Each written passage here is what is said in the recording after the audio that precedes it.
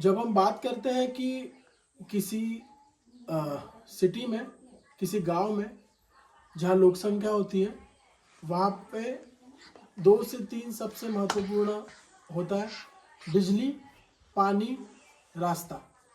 उसके साथ साथ जो है मेडिकल फैसिलिटी।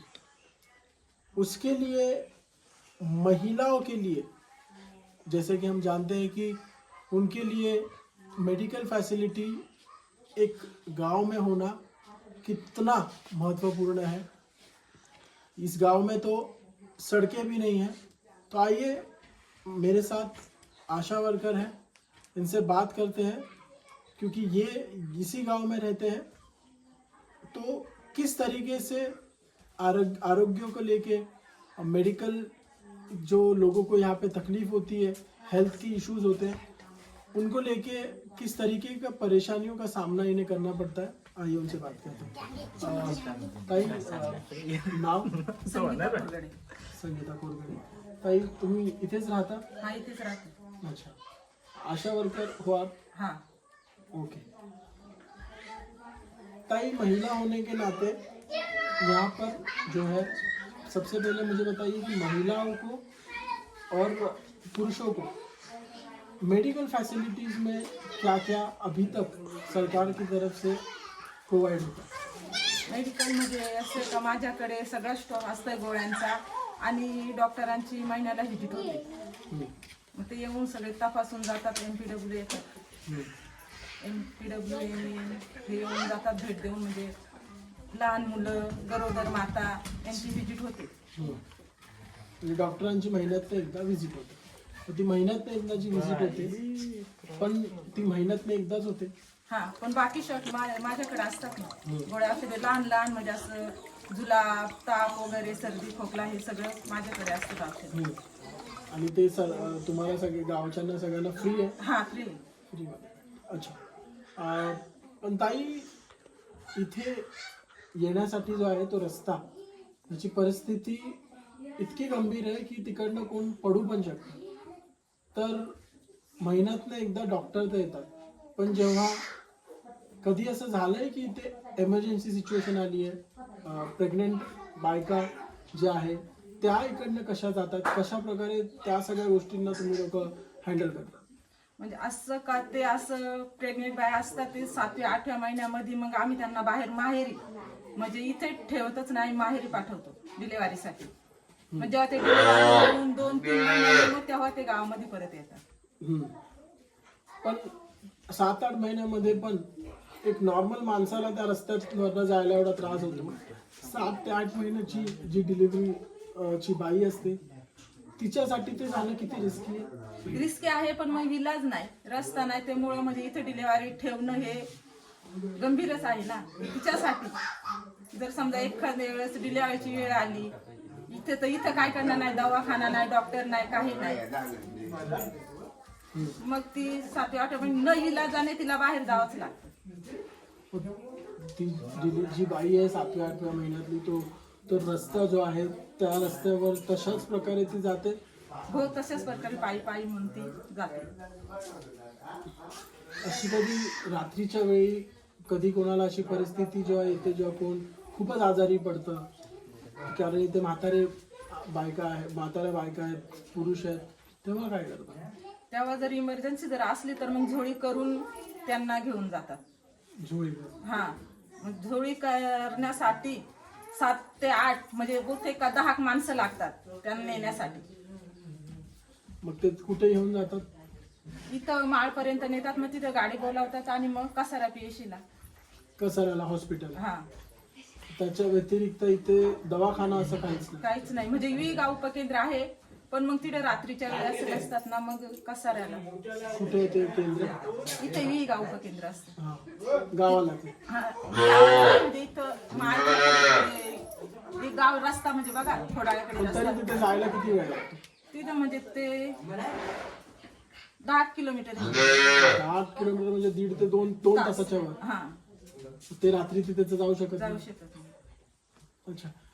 आता गावात इतके लोक आहेत, तुम्ही लोकांनी हा प्रश्न उभा तर केला असेल की इथे रस्ता का नाही बनत? भरपूर वेळा हे केलं पण मग काय प्रॉब्लेम होता माहित नाही. तो कोणी बोलतोय फॉरेस्टर जागा देत नाही, कोणी म्हणतात तू वरूनच हे नाही. मग खूप असं हे केलं पण मग काही हे नाही. ताई आत्ताच इलेक्शन झाले, खासदारकीचे पण झाले, लोकसभेचे पण झाले, वोट केलं का? हो, वोट तर आमचे सर्वांचेच असतात.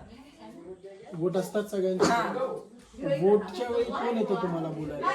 वोटच्या वेळी येतात असेच मग कोणी नेमके हेच नाही येत, पण त्यांचे कोणी माणसं असतात ते इथपर्यंत पोहोचतात. काय बोलतात? आश्वासन काय देतात लोकांना? आश्वासन भरपूर देतात. अगोदर वीज नव्हती, आता गेल्या वर्षी म्हणजे 24 मध्ये आली. 2024 मध्ये वीज आली, हा. तोपर्यंत इथे वीज वीज नव्हती. नव्हती. तेव्हा आता इलेक्शन होते म्हणून. हा, मग ते असंच अर्ज देऊन देऊन देऊन ते कसं तरी वीज तर आली, पण रस्त्यातच अजून काहीच नाही. आता बोलतात चालू केलाय, पण मग ते आता कधी होतंय ते पण माहित नाही. अजून सांगितलंच नाही कधी. इतके वर्ष तुम्ही तुमचा जन्म इकडचाच? नाही. लग्न करून लग्न करून. अच्छा, म्हणजे कधी इतक्या वर्ष लग्नाच्यात कधी कोण MP MLA असं कोण आलं इकडे? नाही, कधीच नाही. यायलाच तो रस्ताच नाही आणि ते चालायलाच त्यांची हिंमत नसेल तर ते कसे येतील? हा, कधीच कोण आला नाही. नाही, इथे माहितीये तुम्हाला तुमचा MP कोण आहे? माहितही नाही. माहित नाही. MLA माहित नाही, त्यांची नावच माहित नाही. वोट केला, हा, बटन दाबले, बटन दाबलं. त्यांनी जसं सांगितलं तसं. हा, आश्वासन दिलंय काय रोड बांधणार, काय बांधणार बोलले? सगळंच असं म्हणजे असं रोडचा पाण्याचं सगळ्याच देतात, पण मग करायला कोणीच करत नाही. पाण्यासाठी काय करतात ताई तुम्ही? पाण्यासाठी पाणी सुविधासाठी काय? आता पाऊस आहे तर थोडं ठीक आहे, पण उन्हाळ्याच्या वेळी काय करतात? असे मग आटले का रातचे जायला लागत आहे अंधारात. कुठं? इकडे आहे बाजूला. एप्रिल मेच्या नंतर तर आमच्याकडे पाणीच नसतंय. हम्म. म्हणजे ते एक माणसाला 1 दिवस लागतोय पाणी भरायला विहिरीवर. ती रशी म्हणजे तो थोडस असं झरा आहे, ते झऱ्यामधून असं वाडगं घेऊन वाटी म्हणजे असं छोटी छोटी असं भांड भरायचं. रातभर बसायला रात्रभर लागत आहे. बसायचं. ते एक माणसाने तेव्हा एक माणसाचा एक पाणी घरचा होईल का दुसऱ्या दिवशी दुसऱ्याला भेटल, त्याला अख्खा दिवस लागल का तिसऱ्या दिवशी तिसऱ्याला भेटल, त्याला अख्खी रात लागल. म्हणजे हर एक रात एक माणसाला एक आदमी बैठा रहेगा तब जाके एक घर का पानी आएगा. हा, 2 वाड्या, ही एक आणि ही एक वाडी. वाडीचे माणसांनी इथली माणसं 2 वाडी. तो ऐसे कितने दिन आप लोग कसं मॅनेज करता, कसं करता? एक दिन पाणी भरला ना का ते 8-10 दिवस तेच पाणी पुरवायचं. होतं का ते? होत तर नाही, पण मग कस तरी पुरवायला कधी कधी मग नदीला जायचा, खाली डॅम जवळ पाणी आहे पण आम्हाला पाणी भेटत नाही. हा, वैतरणा नदी आहेच हा, तिथे. कपडे धुवायचे कपडे धुवायला तिथं जायला लागतंय. मग ते किती खाली? तेल तिथं 5 किलोमीटर 5 किलोमीटर आहे. दगडा खांगरातून जायला लागत आहे उतरत. आता दिवस तिकडे सगळ्या लागत आहे. अख्खा दिवस. कपडे धुवायला गेल्यावर सकाळी जायचं तर संध्याकाळी घरी यायचं. बापरे. एवढी गुरं असते ना तिथून पाणी घरी दावायला लागतं. हा, गुरांना पण लागतं गुरांनी पण 100-150 गुरं आहेत या गावामध्ये. हा. तेवढी गुरं मग नदीला खाली पाण्याला. पाणी प्यायला. मग पाणीच नारळ आहेत ना, हा. संपून जातं. तर ताई एक गोष्ट तर तुम्हाला माहिती असेल जी चालू आहे, हर घर शौचालय. इकडे काय परिस्थिती? शौचालय इथं कुठंच नाही. बांधायची म्हणजे सोयच म्हणजे रस्ता नाही, त्यामुळे आम्हाला काही करताच येत नाही. मग तुम्ही लोकांचं तेच आधी उघड्यावर उघड्यावर. आजही. आजही गवता काढीत जावं लागत आहे. पण हे तर पूर्ण जंगल आहे. जाणं भागच आहे ना जंगलात. भीती वाटते. भीती तर वाटते, पण मग काय करायचं? मग तुम्ही वोट करता, तुम्ही जाता वोट करता, हे सगळे प्रश्न स्त्रियांसाठी, तुमच्यासाठी स्त्रिया, हे सगळे प्रश्न तुम्ही जे लोक तुमच्याकडे येतात त्यांना कधी सांगितले ना? सांगायला भरपूर सांगितलं, पण कोणी कानावर घेत नाही. इकडे असे म्हणजे अर्ध दिले ते अर्ध एखाद्या ठिकाणी आपटले का त्याच्याकडे परत कोणी उचकूनच बघत नाही. अर्ध आमचे भरपूर गेलेत रस्त्याविषयी पण. वाटलं नाही असं की कंटाळा आलाय सोडून जाऊ वाटतं असं?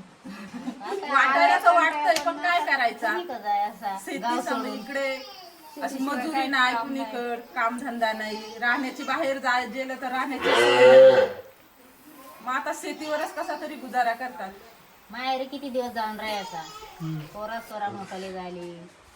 गाव तो गाव ना असं, पण गाव काही सोय नाही. पण ताई, आपण लग्न करतो, लग्न करून मुलांना जन्म देतो.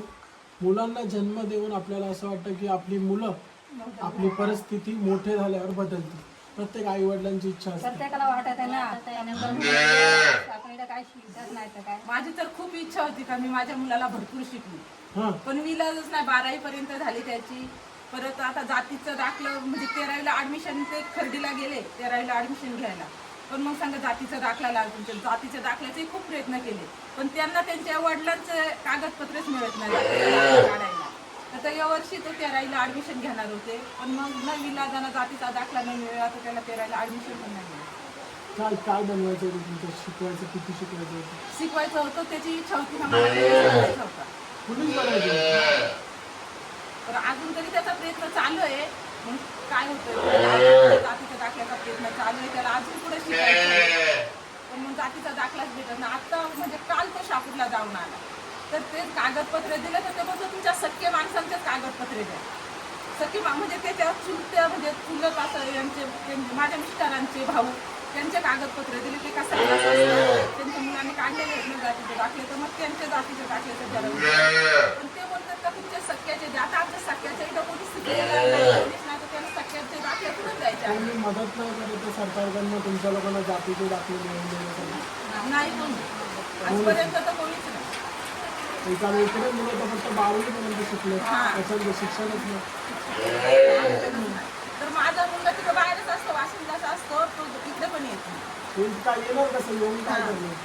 काय तुमचा मुलगा 12वी शिकला? नाही 10वी? लहान आहे. लहान आहे, तुमचा मुलगा लहान. तर आता त्याला तर शिकवायचं. पण इथं काय हे नाही ना तर काय.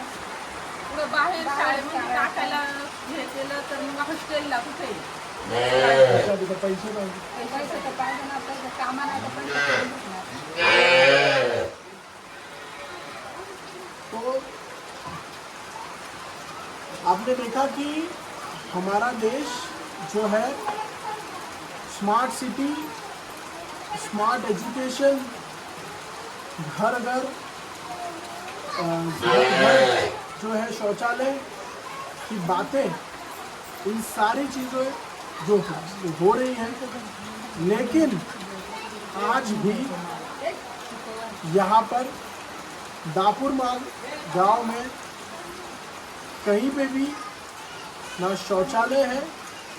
आज भी यहाँ की महिला, यहाँ के पुरुष, यहाँ के बच्चे खुले में ही रात को अंधेरे में गांव में जाते हैं।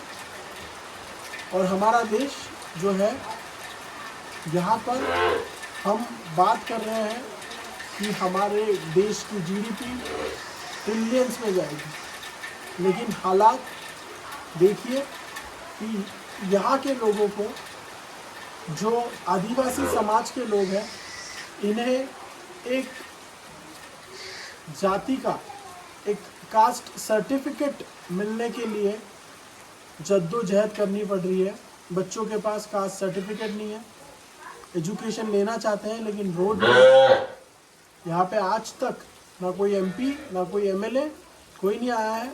वोटिंग होती है, कौन यहाँ पे एमपी है, कौन यहाँ पे एमएलए है, कुछ पता नहीं है। सिर्फ वोट लिए जाते हैं, आश्वासन भी नहीं दिए जाते, और हालात इतने सालों से वही की वही है।